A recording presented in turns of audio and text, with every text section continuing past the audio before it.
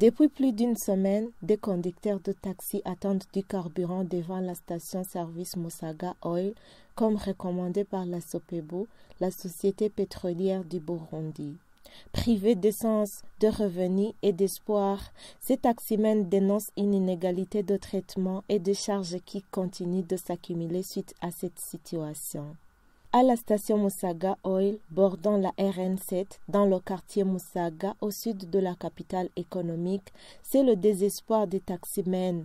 Ils attendent du carburant depuis 8 jours, ce qui équivaut à 8 jours d'une activité forcée, 8 jours sans le moindre revenu, 8 jours sans pouvoir rentrer chez eux pour la plupart.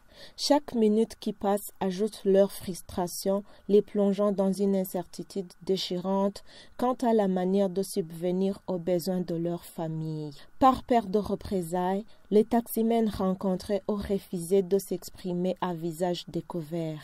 L'un d'eux avoue qu'il est arrivé devant cette station d'essence de Musaga dimanche 11 mai et qu'il passe la nuit sur place à la merci des moustiques. Il se dit épuisé. Un autre taximan affirme avoir accepté de quitter sa famille pour veiller à la voiture de son patron dans l'espoir de s'approvisionner en carburant. Selon lui, c'est un chômage technique.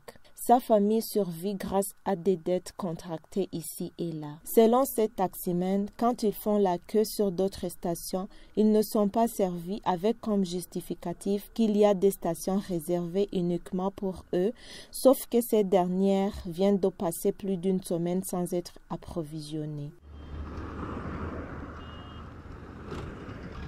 Et comme un malheur ne vient jamais seul, ces taximens confient que la mairie de Bujumbura continue de réclamer les frais de stationnement de 15 000 francs et les frais d'assurance trimestrielle de 113 000 francs, sans oublier des impôts de l'OBR. Face à cette situation, ces taximens appellent la SOPEBU, la société pétrolière du Burundi, à penser à eux et à leurs familles et à tout faire pour un accès équitable au carburant.